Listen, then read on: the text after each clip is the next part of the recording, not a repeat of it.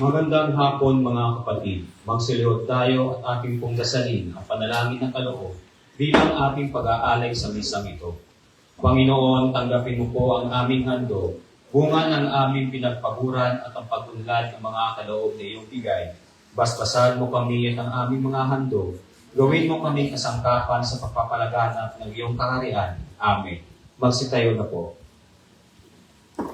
Ngayon ay dakilang kapistahan ng paghahari ng Panginoong Jesucristo na sanlibutan. At ang mangunguna sa ating pagdiriwang ay si Reverendo Padre Rani Larua. Sabayan natin ang koros sa pag-awit.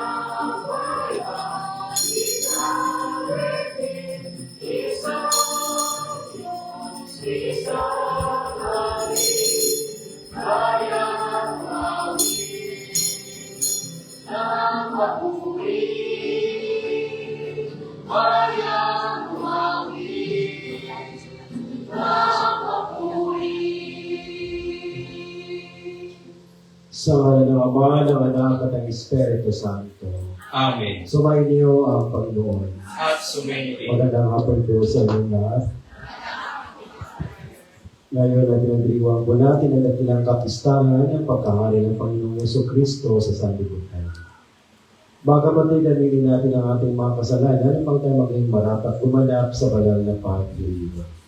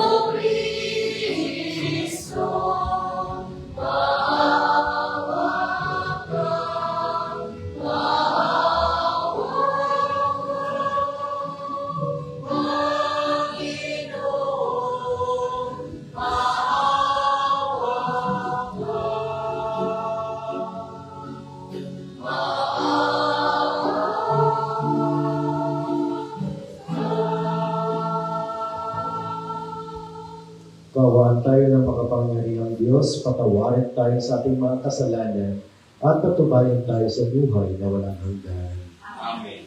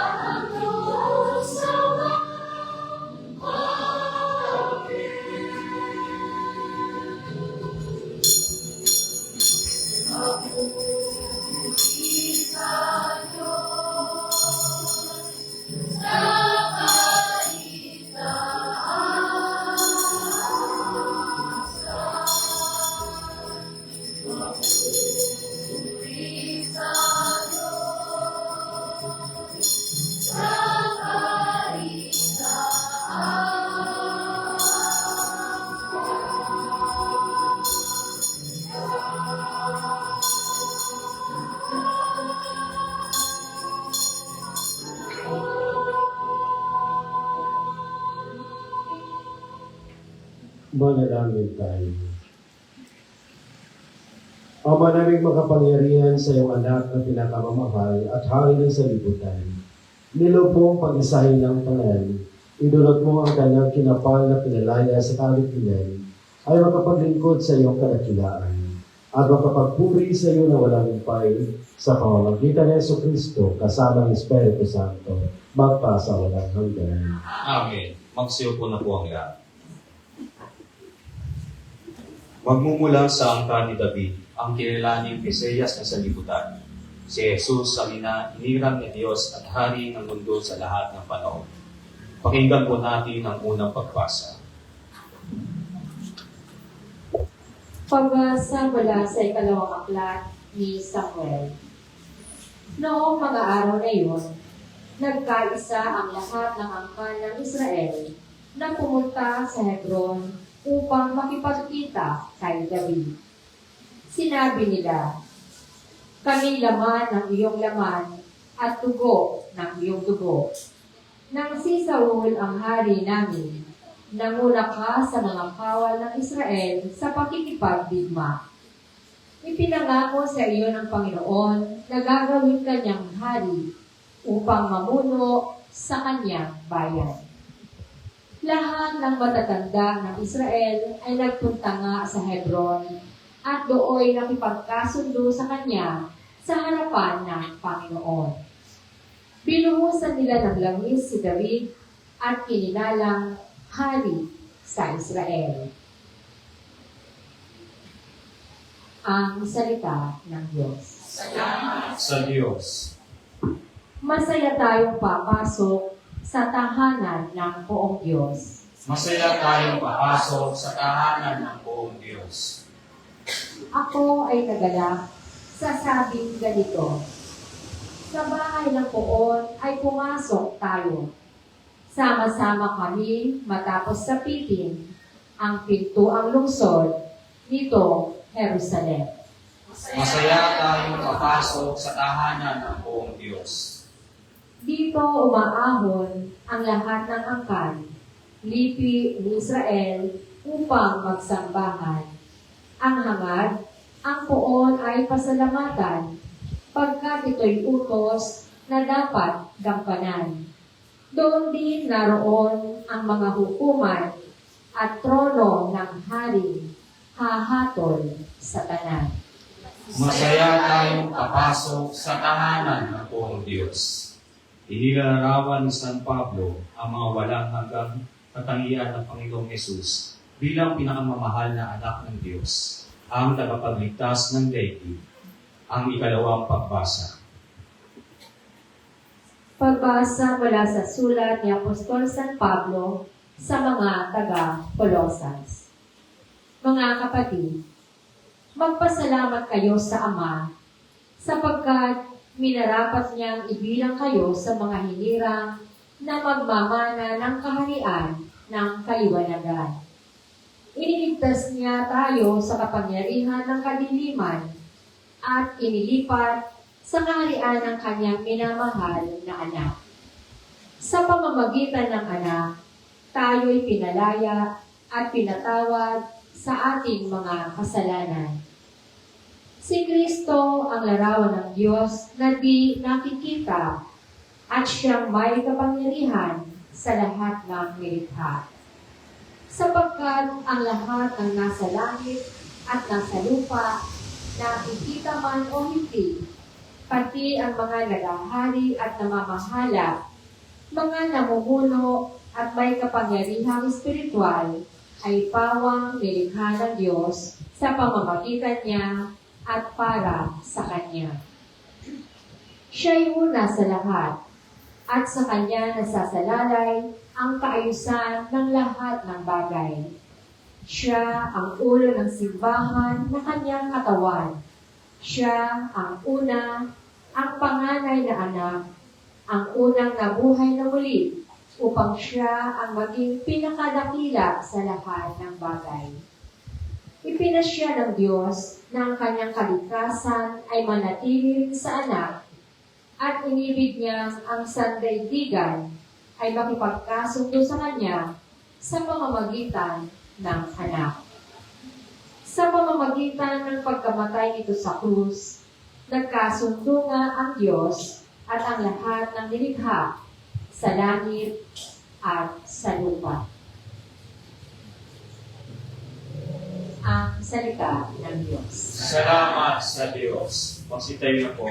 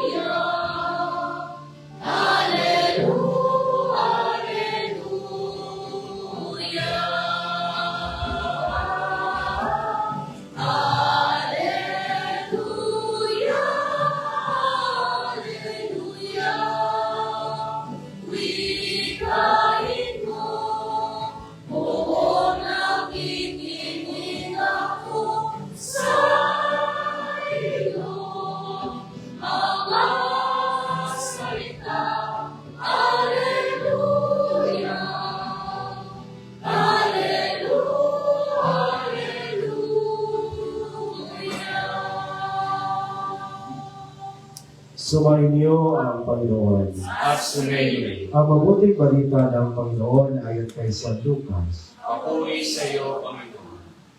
Noong panahon iyon, tinibak si Jesus ng mga pinuno ng bayan, Manila.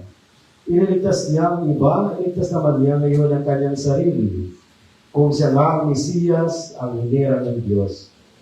Nilibak din siya ng mga kawal, nilapitan at dinalo ng maasin na anak. Sinabi nila, kung ikaw ang hari ng mga Hudyo, ligtas mo ang iyong sarili. At nakasulat sa ulungan niya sa wikang Grego, Latin at Hebreo, ito ang hari ng mga Hudyo. Tinuyan siya ng isa sa mga salaring na kabintay at ang sabi, hindi ba ikaw ang Mesiyas? Iligtas mo ang iyong sarili, pati na kami. Ngunit pinagsabihan siya ng kanyang kasama, hindi ka ba natatakot sa Diyos? Ikaw ba'y pinarusahan tulad niya? Matuwid na lamang tayo parusahan ng ganito dahil sa ating mga ginawa. Ngunit ang taong ito ay walang ginawang masama. At sinabi niya, Jesus, alalahanin mo ako kapag naghahari ka na.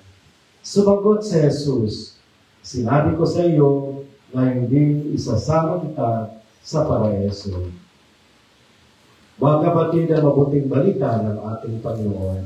Pinupuri ka namin, Panginoong Jesucristo. Magsiupo na. Magandang hapon po sa ating lahat. God is good all the time. May isang batang lalaki ang pumunta sa barber shop. Ano kayang pakay ng lalaki ito? Siyempre, magpagupit, di ba? Hindi ba bumili ng bigas doon? Magpagupit, no? Ang pakay ng lalaki ito, batang lalaki pumunta sa barber shop para magpagupit. Habang siya ay ginugupitan, nakikinig siya sa mga barberong nagkukwentuhan. Sabi ng isang barbero, kung totoong may Diyos, bakit marami ang mga krimen? Bakit marami ang korupsyon? Bakit maraming mga kriminalidad na nangyayari sa ating lugar o sa ating bansa? Kung totoong may Diyos, bakit may baha? Bakit may lindol? Bakit marami ang namatay? Sabi naman ng isa, totoo nga, kung totoong may Diyos, sana mayroong kaayusan. Kung totoong may Diyos, sana lahat nagkakaisa, hindi nag-aaway, may kaayusan at pagkakaisa sa ating bayan. Therefore, sabi ng dalawa, walang Diyos. Ang bata lumabas sa barbershop. Habang siya naglalakad, marami siyang mga nakikita sa bangketa na naglalakad din na mga antay tingnan. Ano ibig sabihin ng antay pangit tingnan?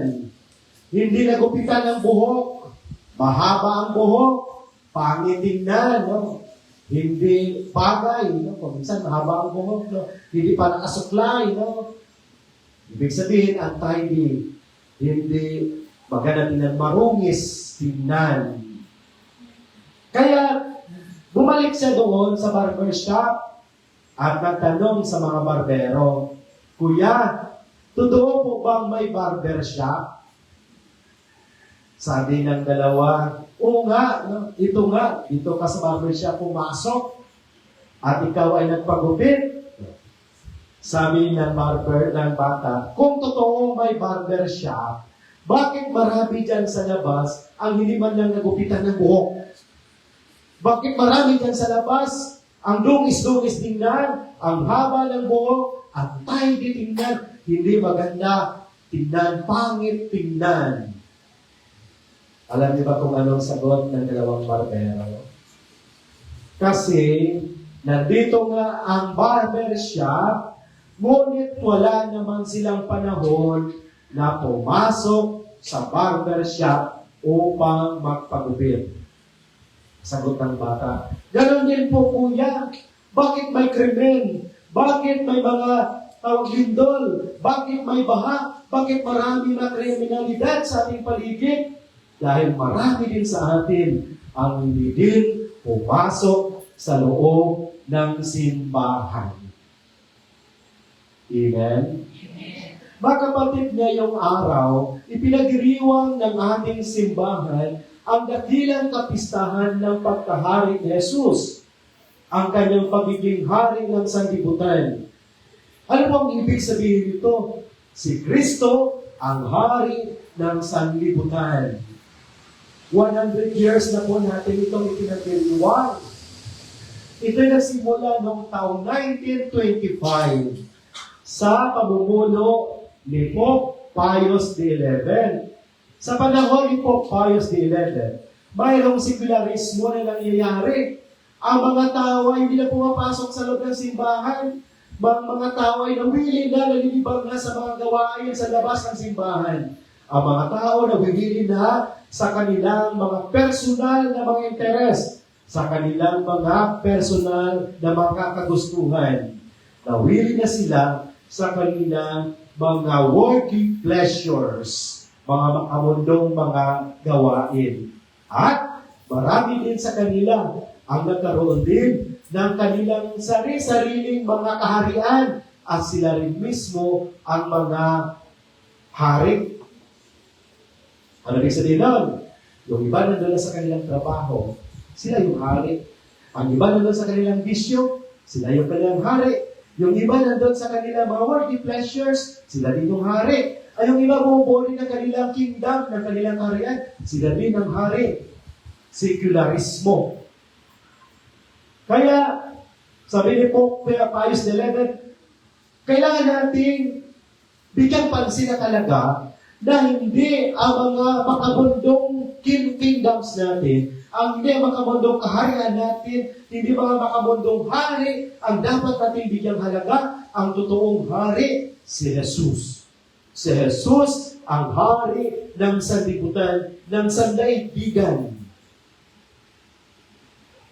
Mayroon akong nakausap, mayroon mapit sa akin one time. Sabi niya, Father, pwede po ba akong maghingi ng advice? Sabi ko, oo naman. Sabi niya, Father, bakit ramdam ko po na wala pong kaayusan ng buhay ko? Ramdam ko po na wala ng pag-asa. Nakaranas ako ng anxiety, ng depression, parang wala ng kaayusan ang buhay ko. Bakit kaya? Bakit kaya marami sa atin ang nakaranas kuminsan na walang kaayusan ng buhay? Nakaranas ng mga kahirapan, nakaranas ng mga mental health, nakaranas ng anxiety at depression, nakaranas ng mga tawag doon, ng mga disorders sa buhay natin. Sabi ko sa kanya, siguro, hindi ka lang nagpasakop sa pamamahala ng Diyos. Si Jesus is God of orders. Amen? Si Jesus ay Diyos ng, kaayusan. Bakit hindi maayos ang buhay mo? Siguro lumayo ka sa Diyos. Bakit walang kaayusan ang buhay mo? Hindi ang kasalanan ng ibang tao. Kasayanan mo yan. Dahil hindi ka nagpasakop sa pamamahala ng isang hari. Sino? Ang hari ng sanlibutan. Si Jesus, ang dakilang hari ng sanlibutan.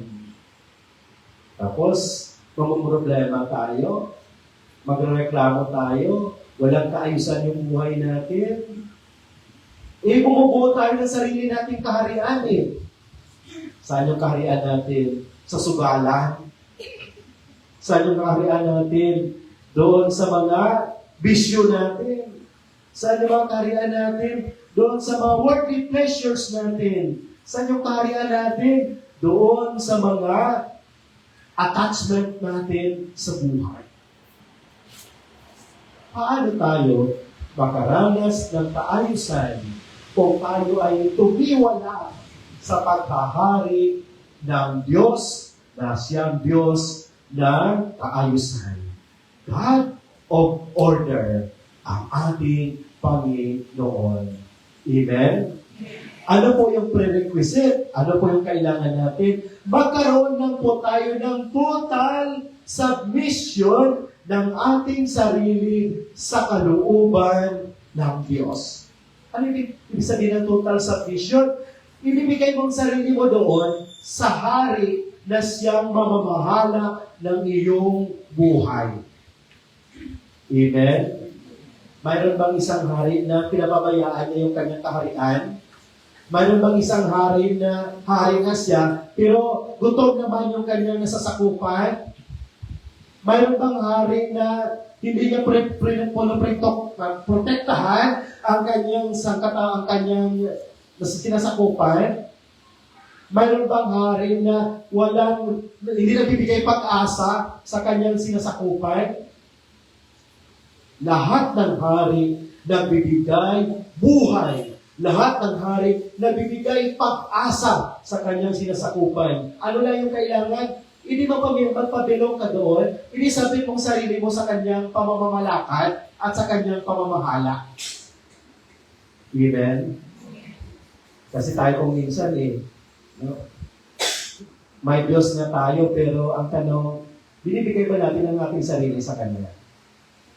Kinikilala natin siya na Diyos Ang tanong, binigay mo ba ang buhay mo sa Kanya? Hello? Ilang percentage? Father, 10% lang muna. Kasi yung 90% doon muna ko sa mga kasama ko doon sa kabila, no? Father, 5% lang muna isasubmit ko sa Kanya, no? Marami pa ako mga dapat gawin. Ilang percentage? Diba? Sabi natin, total submission of ourselves to God as our King, as our Savior. Ibig sabihin, total kabuuan. Kasi hindi tinitingnan ng Diyos Yung kung ilang percentage, sa titingnan ng Diyos, yung ating loyalty sa Kanya. Loyal ba tayo sa Kanya? Halimbawa, di ba kapag manood tayo ng mga movies, di ba may mga hari, may mga kaharian. Kung malaman ng kaharian ng hari na kulang ang iyong loyalty sa Kanya, ano ginagawa ng hari? Pinapatawag at pinapatay. Wala kang loyalty sa akin, mabuti pang mamatay ka na. Wala ka ng buhay. Ganun din po sa atin. Kapag wala tayong loyalty sa Diyos, mawalan din po tayo ng buhay. Anong klaseng buhay? Buhay na walang hanggan. Pakitanong nga sa iyong katabi, gusto mo ba ng buhay? Sa Kanya mo makakamtan. Amen? Buhay na walang hanggan. Total submission of ourselves to the will of God as our King. Amen? Ikalawa, obedience. Pwede bang isubmit mo yung sarili mo sa hari mo tapos hindi ka marunong sumunod? Hello? Pwede ba sabihin mo, pwede bang mag-member yan sa organization ninyo? Tapos kung ano yung mga rules na pinapasunod, ayaw mo namang sumunod. Hindi ba buti pang umalis ka na? Nandidihan. Isasubmit natin ang ating sarili sa Diyos bilang ating hari at kailangan natin sundin ang Kanyang kalooban. Kailangan natin sumunod sa kalooban ng Diyos bilang ating hari. Ibig sabihin, put Christ in the center of everything. Ang Diyos sa sentro ng ating buhay bilang ating hari ng ating buhay. Kapag ang Diyos na ang hari ng ating buhay, kung wala kang bigas, sabihin mo, ikaw yung hari ko. Kaya ano bang magugutuman yung sinasakupan mo? Diyos, ikaw yung hari ko. Hinahayaan mo ba magkasakit ako? Ibig sabihin, submission to the will of God, hayaan natin ang Diyos na siyang gagalaw sa buhay natin. Amen? Huwag na po tayo maghanap ng ibang hari. Si Jesus, sapat na. Sa Diyos, sapat na. Pakisabi nga sa tabi, sa Diyos, sapat na. Amen? Wala na po tayong ibang hahanapin pa. Kung tinanggap natin ang Diyos bilang ating hari, sa Kanya, sapat na. Amen? Ano yung ating kailangan? Submission ng ating sarili sa kalooban ng Diyos. Ikalawa, kailangan natin sumunod sa Kanya. Sa pagpapatuloy natin itong banal na misa, ipanalangin natin sa Diyos naway pagkalooban na tayo ng pusong handang tumanggap at makilala siya bilang ating hari. At nawa siya ang mangunguna at mamumuno at mamamahala ng ating buhay sa ating paglalakbay sa mundong ibabaw na ito upang tayo'y bigyan ng pag-asa, biyaya at buhay na walang hanggan. Amen. Ipahayag natin ang ating pananampalataya, sumasampalataya. Sa Diyos amang makapangyarihan sa lahat, Kamagawa ng langit at lupa. Sumasampalataya ako kay Kristo, isa anak ng Diyos, Panginoon nating lahat. Nagkatawang tao siya na ng Espiritu Santo. ipinanganak ni Santa Maria Virgen, pinagpasakit ni Poncio Pilato, itinako sa krus na matay inilipid, Nanaw sa kinaroonan ng mga yumao, na may 3 araw na buhay na magmuli. umakyat sa langit, nalululok sa kanan ng Diyos na mga makapangyarihan sa lahat. Doon magmumula paririto at uukom sa nangabubuhay at nangamatay ng tao. Sumasampalataya naman ako sa Diyos Espiritu Santo, sa banal na simbahang Katolika, sa kasamahan ng mga panay, sa kapatawaran ng mga kasalanan, sa pagkabuhay ng muli ng kamatay na tao, at sa buhay ng walang hanggan. Amen. Ama, sa pamamagitan ng Misteryo Pascual ng aming Panginoong Yesukristo, Hari ng sanlibutan, naghahari ang pag-ibig at kapayapaan sa aming buhay at pag-ipag-ugnayan. Tulungan mo kami magpasakop sa pagmamahal ng paghahari ng iyong anak. Panalangin tayo, Ama, maghari ka ng buwan ng lubusan sa aming buhay. Ama, maghari ka na pa ng lubusan sa aming buhay. Mapagmahal na Diyos, pagalapin mo kami iyong simbahan tungo sa tapat na pagsasabuhay ng aming tungkulin bilang pari, hari, at propeta upang tumaloy ang iyong biyaya ng walang hadlang at ang iyong paghahari ay matama sa bawat antas ng lipunan. Manalangin tayo. Ama, maghari ka na ng lubusan sa aming buhay. Mapagmahal na Diyos, alagaan mo ang aming mga lingkod bayan. Kilalanin ka nawa nila bilang hari sa kanilang tapat na pagpapatupad ng mga batas. Manalangin tayo. Ama, maghari ka nawa ng lubusan sa aming buhay. Mapagmahal na Diyos, itinataas namin sa iyo ang lahat ng aming mga kapatid, ang mga nalulumbay, dukha at inaapi, mga iniwan, mga ulila, mga nag-iisa, at silang naliligaw ng landas. Makita nawa nila ang iyong paghahari bilang bukal ng buhay at kahulugan. Manalangin tayo. Ama, maghari ka nawa ng lubusan sa aming buhay. Mapagmahal na Diyos, yakapin mo ang mga mahal namin yumao sa iyong piling. Manalangin tayo. Ama, maghari ka nawa ng lubusan sa aming buhay. Sa ilang sandali ng katahimikan, ating ipanalangin ang iba pang pangangailangan ng ating pamayanan, pati na rin ang ating pansariling kahilingan.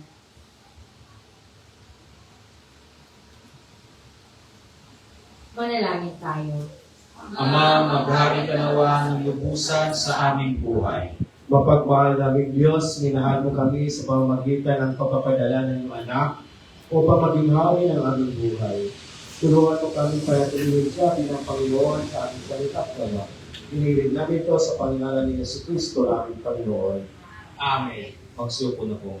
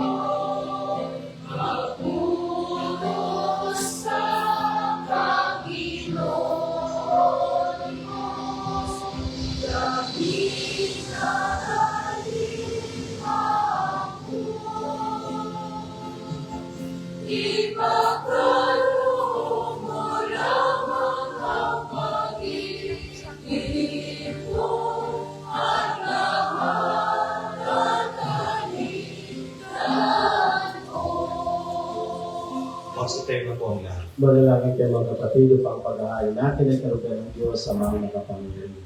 Tanggapin nawa ng Panginoon ito pag-ahari sa iyong mga kamay, sa kapurihan niya, karangalan, sa ating kapakinabangan, at sa buong sambayanan niyang banal.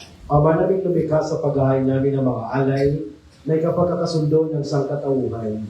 Iniloob namin ang iyong anak naway magbigay na makaloob ng pagkakaisa at kapayapaan. Sa pamamagitan niya kasama ng Espiritu Santo, magpa sa walang hanggan. Amen. Sumayin niyo ang Panginoon. At sumayo Ika sa Diyos sa inyong puso at diwa. Tinasa namin sa Panginoon. Pasalamatan natin ang Panginoong ating Diyos. Marapat na siya ay pasalamatan. Ama naming makapangyarihan. Tunay ngang marapat na ikaw ay aming pasalamatan. Hinirang mong tagapaghain ang tanan ng iyong anak na Panginoon ng salibutan. Pinadaloy mo sa kanyang langis na kasiyahan, tanda ng paghirang mong pangmagpakailanman. Sa paghahain ginampanan niya sa krus, siya ang dalisay na tagapagbuklod. Siya ang gumanap sa aming pagkatubos. Siya ang sumakop sa sansinuko. Ang kanyang paghaharing labis sa lahat, ang siyang lubusang naglalahat, ng iyong kadakilaang matapat, upang buhay mo sa lahat na igawad. Sa pagkakaisa niya, lahat ay hinahatian, na iyong kagandang loob at kabanalan, sa iyong damay at kapayapaan. Kaya't kaisa ng mga ngayon na sisiawin ng papuri sa iyo, na walang upay sa kalangitan, kami nag-uulit sa iyong kadakilaan.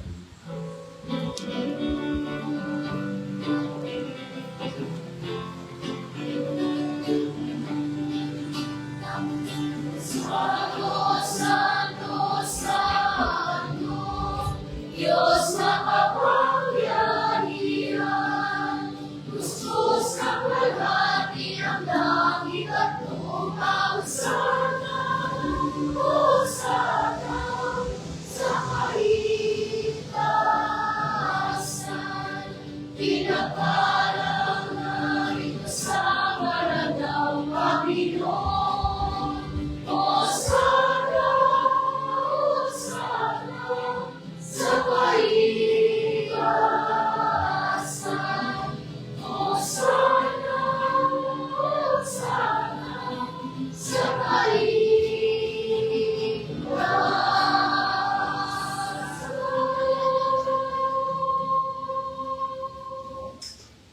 Ama naming banal, ikaw ang bukal ng talang kabanalan, kaya sa pamamagitan ng Espiritu gawin mong banal ang kaloob na ito, upang para sa amin maging katawan at dugo ng aming Panginoong Heso Kristo.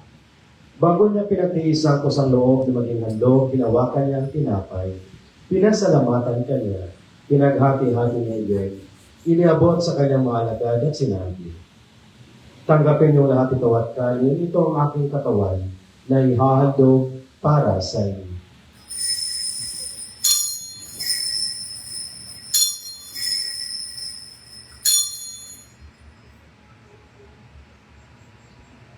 Dahil ginawa na matapos ang hapunan, inawakan niya ang kalis, muli kanyang pinasalamatan. Iniabot niya ang kalis sa kanyang mga alagad at sinabi, tanggapin yung labit at inumin itong kalis ng aking dugo, ng bagat na walang gatipan. Ang aking dugo ay bubuhos para sa inyo at para sa lahat. Sa kapagpapatawad ng mga kasalanan, gawin niyo ito sa pag-alala sa akin.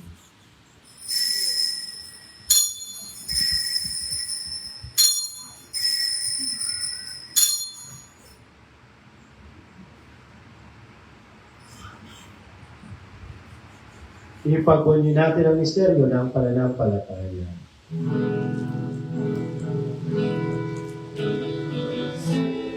Kristo ay namatay. Si Kristo ay nabuhay. Si Kristo ay babalik sa wakas ng panahon. Kristo ay namatay. Si Kristo ay nabuhay. Si Kristo ay babalik sa wakas ng panahon. Ang mga ginagawa namin ngayon ang pag-alala sa pagkamatay at muling pagkabuhay ng iyong anak at inaalay namin sa iyo ang tinapay ng bibigay buhay at ang kalis na nakakaloob ng kaligtasan. Kami nagpapasalamat at kami may narapat at tumayo sa harap mo para maglingkod sa iyo. Isinasamo namin kami magsasalo-salo sa katawan at dugo ni Kristo ay mabuklod sa pagkakaisa sa pamamagitan ng Espiritu Santo. Abalingapin mo ang iyong simbahang laganap sa buong daigdig, puspusin mo kami sa pag-ibig, kaysa ni Leo na aming Papa at Imanayobert na aming Obispo at ang kanang kapatid. Alalahanin mo rin ang mga kapatid namin ng himlay na may pag-asang sila'y muling mabubuhay, dahil din ang lahat ng mga pumanay. Kaawaan mo sila't patuloyin sa iyong kaliwanagan.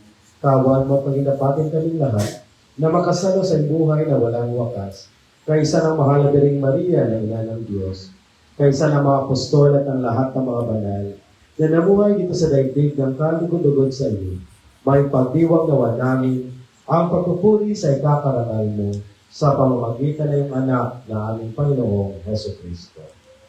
Sa pamamagitan ni Kristo kasama niya sa Kanya, ang lahat ng parangal at papuri ay sa iyo, Diyos amang makapangyarihan, kasama ng Espiritu Santo, magpasa walang hanggan.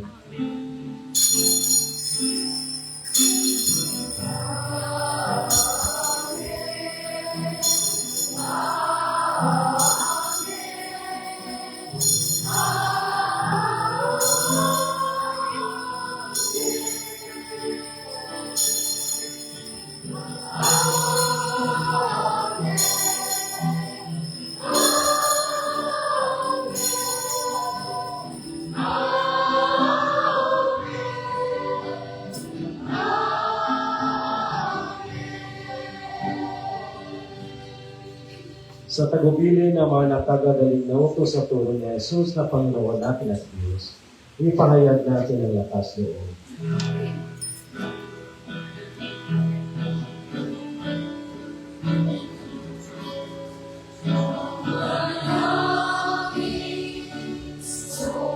Sumasalangit ka sa kahit ang kalan mo.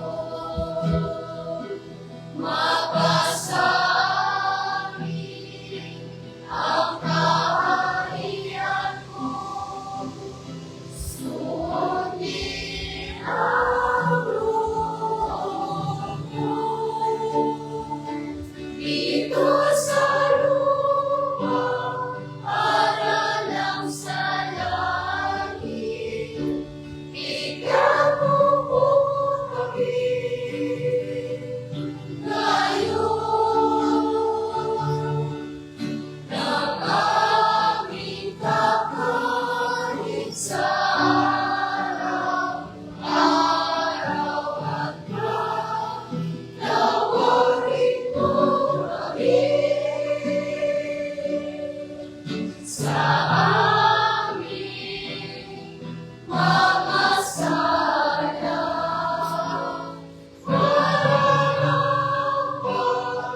Papatawad namin sa nakakasala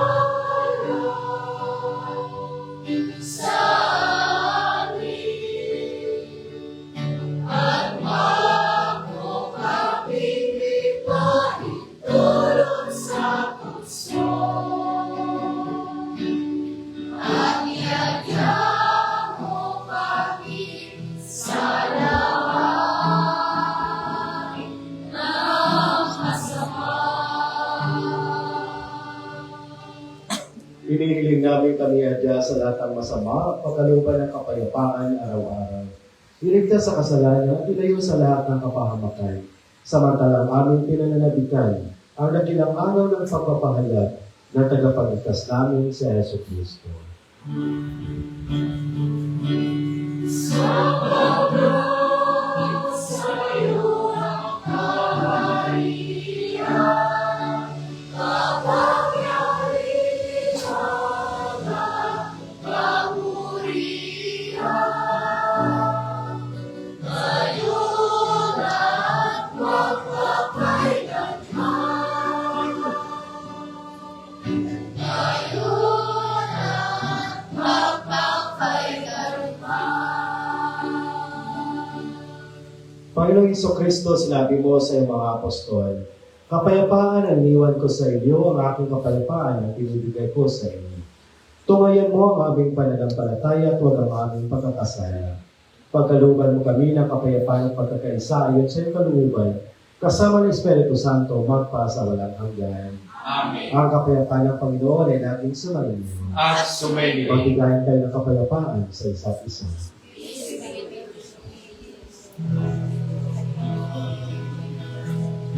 Miss Tita.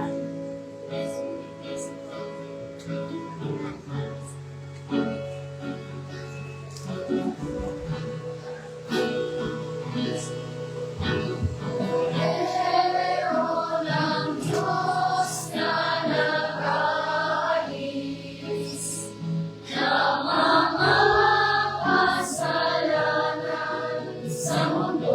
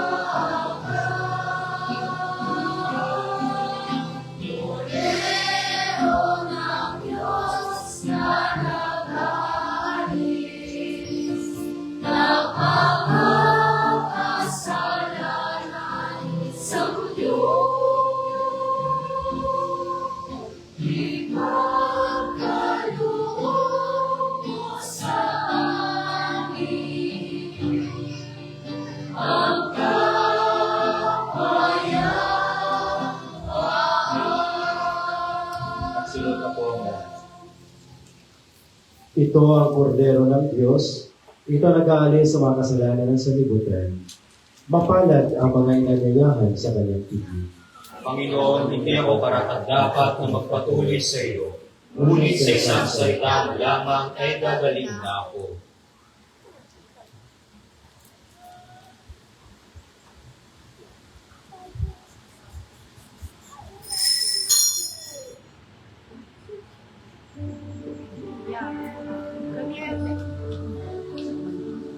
Dapat sa'yo.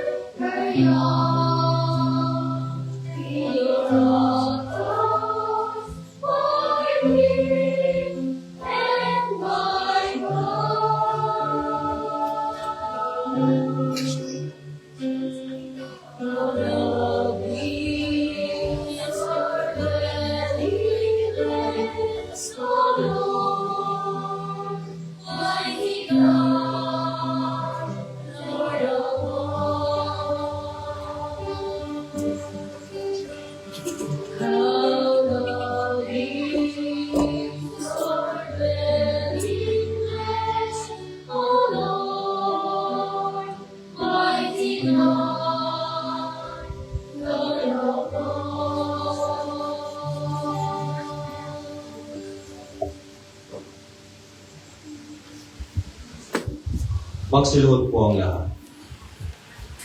Panalangin kay Apostol San Andres. O maluwalhating Apostol San Andres, ikaw ang unang nakakilala at sumunod kay Kristo, ang kordero ng Diyos. Kasama si San Juan, matapat mong sinamahan si Jesus sa kanyang misyon dito sa mundo.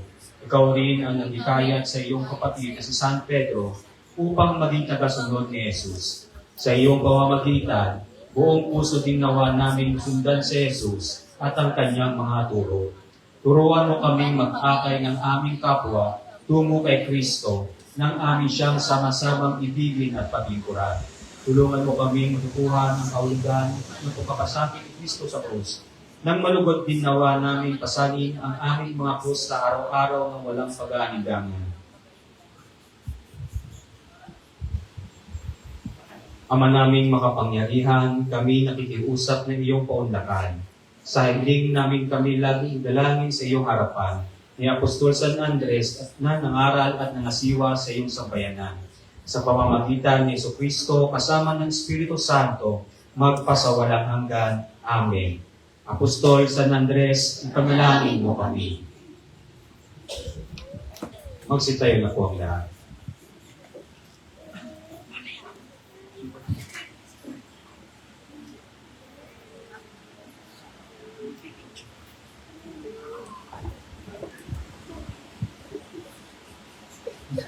Manalangin tayo.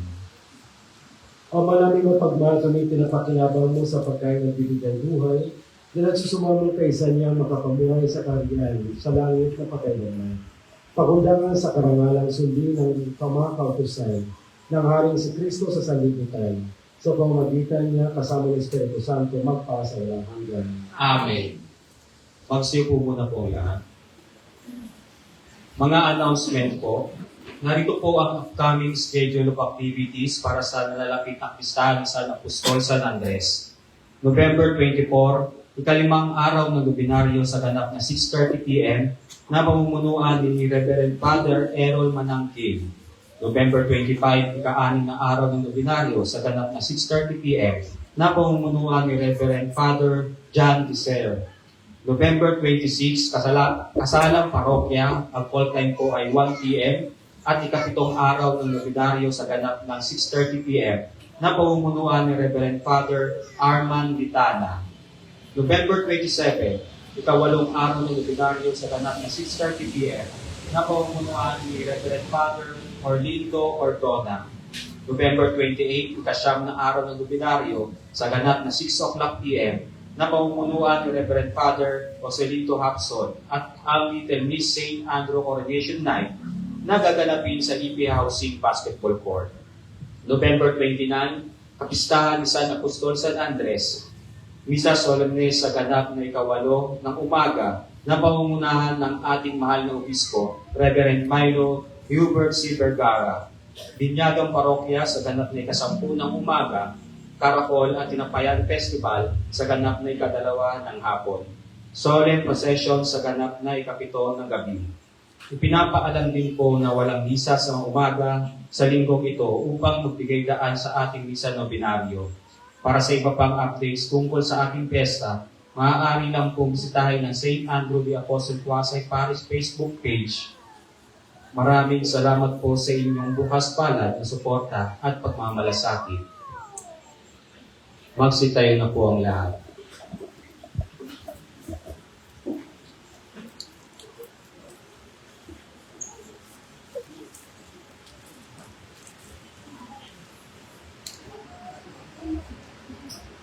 Sumainyo ang Panginoon. At sumainyo rin. Magsikop niyo po kayo lahat, hindi ng pagpapala ng Diyos.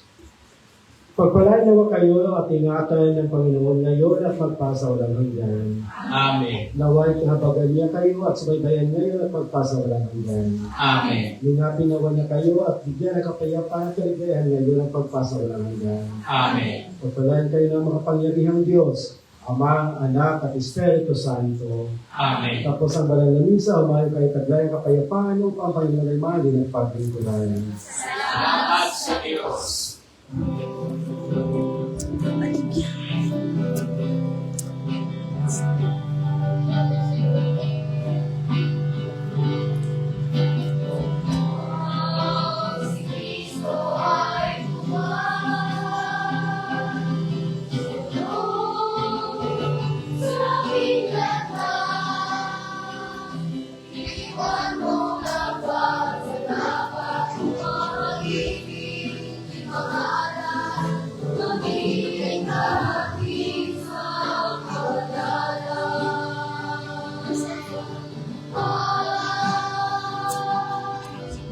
Thank